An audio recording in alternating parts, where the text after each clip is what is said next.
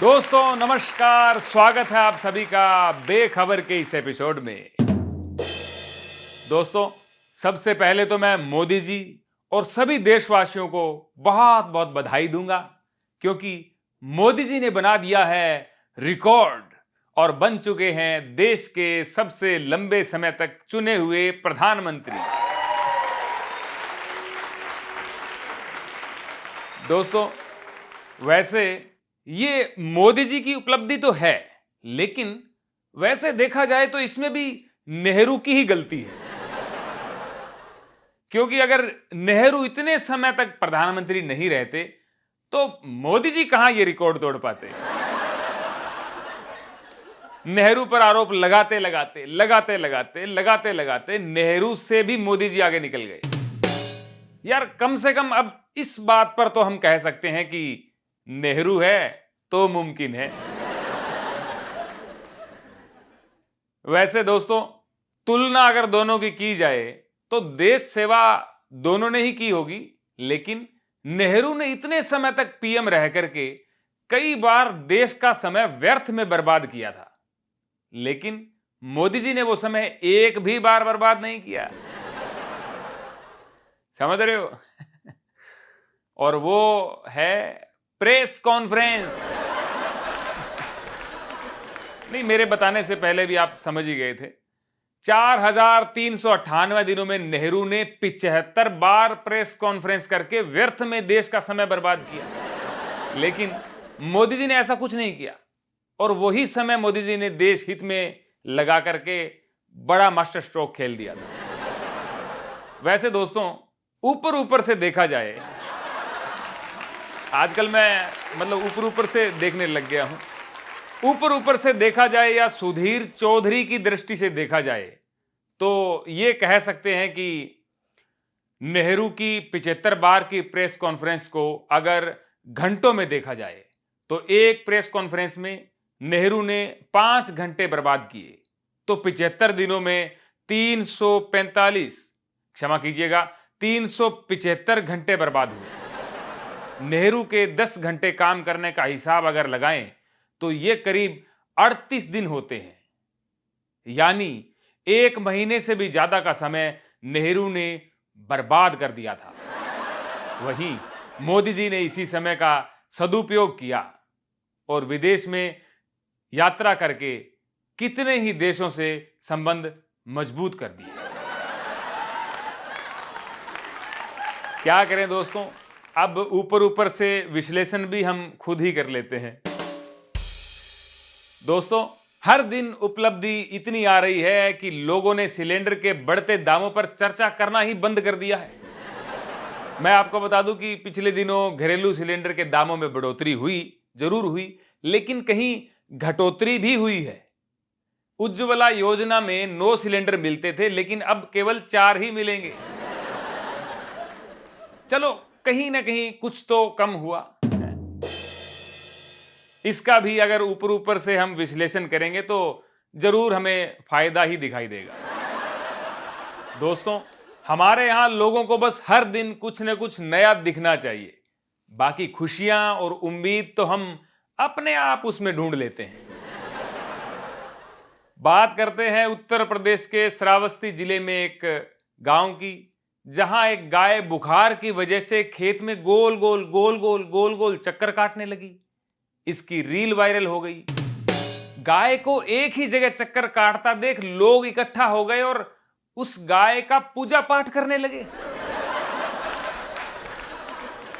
भाई, खाली लोग, बेरोजगारी और महंगाई के इस दौर में फायदे की उम्मीद कोई नहीं छोड़ना चाहता। लोगों को लगा यहां पहुंचने से फायदा होगा, लोग पहुंचे और गाय के साथ साथ पीछे पीछे चक्कर काटने लगे। खैर, और कुछ फायदा हुआ ना हो, लेकिन लोगों ने 1-2 दिन तक रील देखना तो छोड़ ही दिया। शरीर का तो चलने से फायदा हुआ है। लोगों को लगा कि गाय 4-5 दिन से चक्कर काट रही है तो यहां जरूर भगवान की कोई माया है। बताइए, हमारे यहां समस्या ही यही है। गाय चक्कर काटती है मतलब माया है, और इंसान अगर दफ्तरों के चक्कर काटे मतलब माया नहीं है। काटते रहो चक्कर भाई, माया है तो चक्कर नहीं काटने पड़ेंगे। खैर, गाय के चक्कर काटने से जो लोग उस जगह पर गए उन्होंने उस जगह की पूजा करनी शुरू कर दी। अगर इंसान के चक्कर काटते हुए वो देख लें तो सरकारी ऑफिस तो उनके प्रमुख धाम हो जाएंगे। रोज आरती करो, मेला लगाओ। पहले तो मुझे लगा कि गाय ने भी मोदी जी की तरह यहां के लोगों की नब्ज को समझ लिया है और हरे चारे सेवा के लिए जानबूझ के ये नाटक कर रही है। लेकिन बाद में गाय का किसी डॉक्टर ने इलाज किया कि इसको भाई बुखार है, इस वजह से ये कर रही है, तो गाय का इलाज किया और गाय चली गई। लेकिन लोग अब भी वहां पर परिक्रमा और पूजा कर रहे हैं। भाई एक बात तो साफ हो गई है कि ऐसे मामलों में जानवरों का इलाज तो संभव है, इंसानों का नहीं।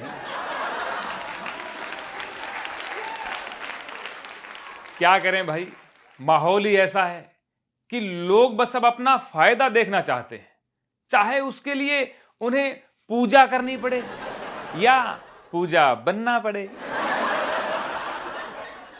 मैं बात कर रहा हूं महाराष्ट्र की। महाराष्ट्र में सरकारी स्कीम का फायदा उठाने के लिए लड़के लड़के से लड़की बन के कमाई करने में लगे हुए हैं। लाड़की बहन योजना का फायदा बहनों को यानी महिलाओं को मिलना था, लेकिन कई भाइयों ने बहन बन के शगुन ले लिया। पिछले दिनों सरकार ने 80 लाख बहनों को जांच में अयोग्य पाया, लेकिन जब और ज्यादा गहराई तक जांच की गई तो पता चला कि 14,000 बहनें नहीं भाई है। अब बताइए, महिला की जांच करते समय अगर एकदम से कोई पुरुष पाया जाए सामने तो कैसा लगेगा। बस इसी बात से सरकार को गुस्सा आ गया और सरकार ने कहा कि हम सभी पुरुषों से पैसा वापस वसूल करेंगे। अरे भाई, जब आसमान छू रही हो महंगाई, जेब है खाली, नहीं हो रही हो कमाई, तो बहिन तो बनेगा ही हर भाई। खैर, बढ़ते हैं अगली खबर की ओर। अगली खबर कोलकाता से।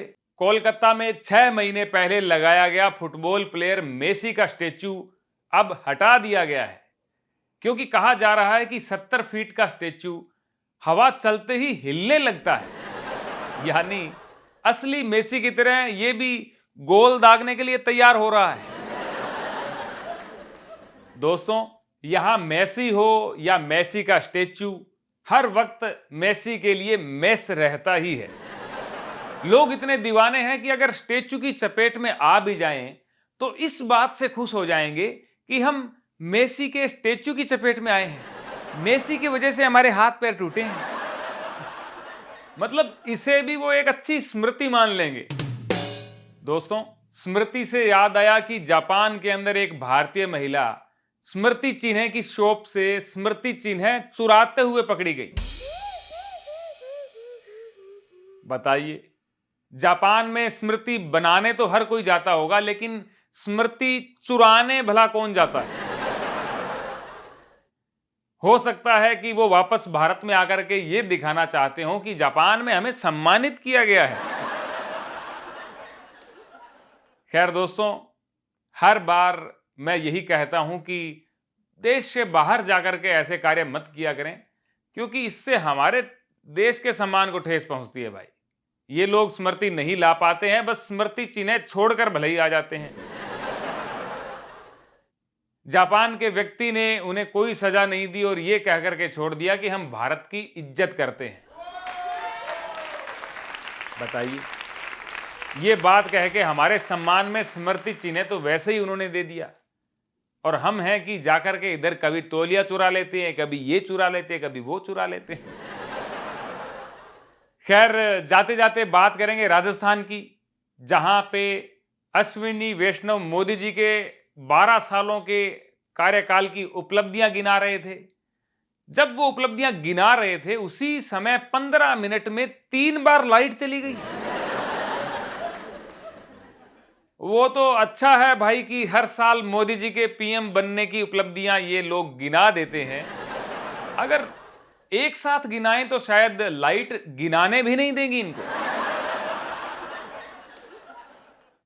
लेकिन इस 3 बार लाइट जाने से कोई खास फर्क नहीं पड़ने वाला, क्योंकि 12 सालों की उपलब्धियां जो हैं वो 13 सालों तक गिनाई जाती रहेंगी और 13 साल के बाद 13 सालों की 14 सालों तक गिनाई जाती रहेंगी। मतलब हर साल उपलब्धियां गिनाई जाती रहती हैं ताकि हमें थोड़ा ध्यान रहे कि हमने शेर पाला है। खैर दोस्तों, आज के एपिसोड में बस इतना ही। जाते जाते मैं आपको बता दूं कि अगले एपिसोड हम नए चैनल पर लाने वाले हैं। नए चैनल पर आप द्वारा हाइप का बटन दबाने की मदद से हम और ज्यादा लोगों तक पहुंच पाएंगे और आप भी चाहते होंगे कि हमारी मेहनत और ज्यादा लोगों तक पहुंचे तो और अच्छा रहेगा।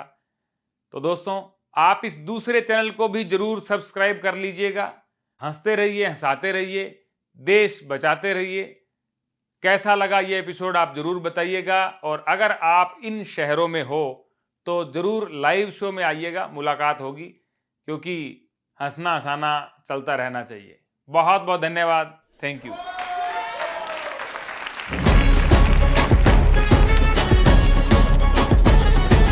खबर सबको है पर खबर से है सब बेखबर।